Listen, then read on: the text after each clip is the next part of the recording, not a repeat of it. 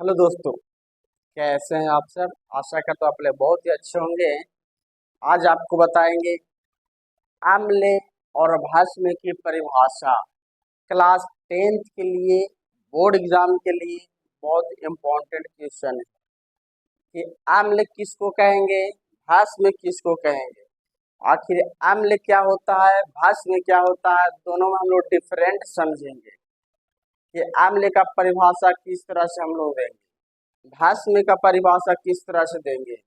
लेकिन यहाँ पे अम्ल और भस्म का जो परिभाषा है वह बहुत अच्छा परिभाषा है। लेकिन एक व्यक्ति है अर्हेनियस द्वारा अम्ल और भस्म की परिभाषा, जिस तरह से हम लोग अम्ल और भस्म की परिभाषा बोलते हैं वो उस लैंग्वेज में नहीं बोले, बल्कि उसका थोड़ा सा दूसरा लैंग्वेज में बोल दिए। बात दोनों का सेम है, दोनों का अर्थ सेम निकलता है, लेकिन अर्हेनियस जी का बोलने का तरीका थोड़ा सा चेंज था, थोड़ा सा अलग था। लेकिन कोई फर्क नहीं पड़ता है, बात वही है, कोई टेंशन लेने की जरूरत नहीं है। चाहे आप अर्हेनियस के द्वारा बोलिए या तो सिंपल डिफिनेशन बोल दीजिए, तो दोनों का आंसर सेम होता है। लेकिन अगर आपका एग्जाम में आ जाए कि नहीं अर्हेनियस के द्वारा आम्ल और परिभाषा दे, आम्ल और भस्म की परिभाषा दे अर्हेनियस के द्वारा, तब आपको अर्हेनियस जी जो बोले उसके आधार पर आपको परिभाषा देना है। तो देखिए, सबसे पहले हम लोग देखेंगे कि आम्ल, तो आम्ल होता क्या है। आम्ल तो देखिए, आम्ल जो होता है वह स्वाद में खट्टा होता है। कैसा होता है? खट्टा होता है।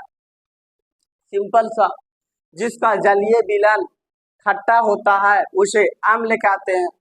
जैसे में हाइड्रोक्लोरिक अम्ल हम लोग खाते हैं तो ढकार लेते हैं एकदम, तो खट्टा निकलता है। इमली खाइए, खट्टा है। ये सब क्या है? कच्चा अंगूर खाइए, क्या है? तो ये सब आम्ल है। तो आम्ल का जलीय विलयन स्वाद में खट्टा होता है, जबकि भस्म क्या होता है कि भस्म का जलीय विलयन स्वाद में कड़वाहट होता है, यानी कि कड़वा होता है। आपसे खिलाएगा नहीं। जिस तरह से नीम का पत्ता होता है ना, कड़वा होता है, कड़वा, ठीक उसी तरह से कड़वाहट होता है क्या? तो भस्म। यानी कि भस्म का सिंपल डिफिनेशन हो गया कि भस्म का जलीय विलयन स्वाद में कड़वा होता है। कैसा होता है? कड़वा होता है। दूसरा हम बोल सकते हैं इसको कि अम्ल जो होता है ये धनायन होता है और ये क्या होता है? ऋणायन होता है। आप देखेंगे हम लोग कि अर्हेनियस के द्वारा अम्ल और भस्म की परिभाषा अर्हेनियस जी ने किस तरह से बोले, किस तरह से वो बोले अपने लैंग्वेज में।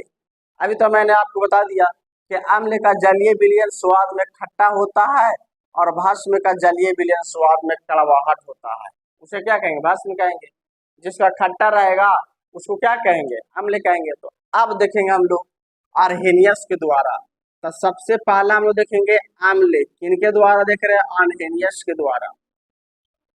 अर्हेनियस जी ये नहीं बोले कि अम्ल का स्वाद खट्टा होता है, अपना लैंग्वेज इसे चेंज करके बोले। क्या बोले कि अम्ल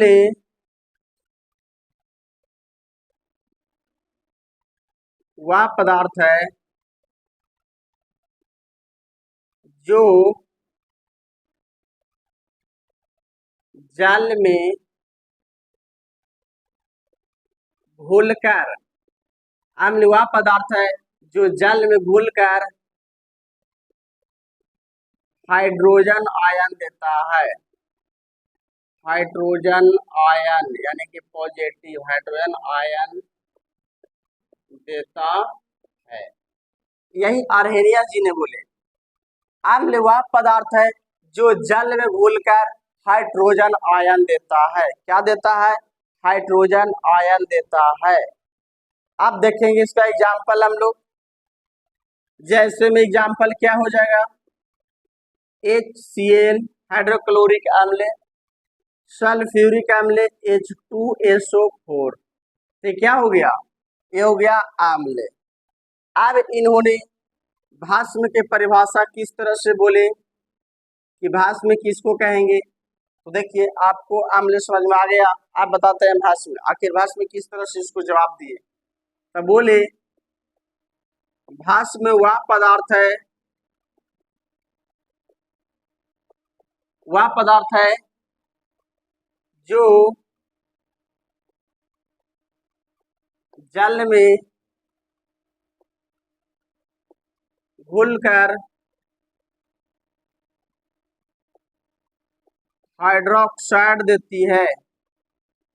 हाइड्रोक्साइड यानी कि OH यानी कि माइनस में रहेगा, हाइड्रोक्साइड देती है,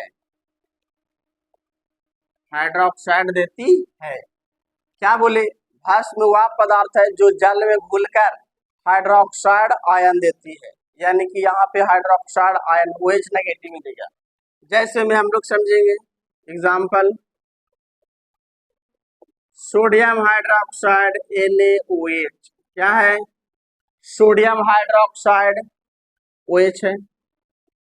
पोटेशियम हाइड्रोक्साइड क्या है? OH है।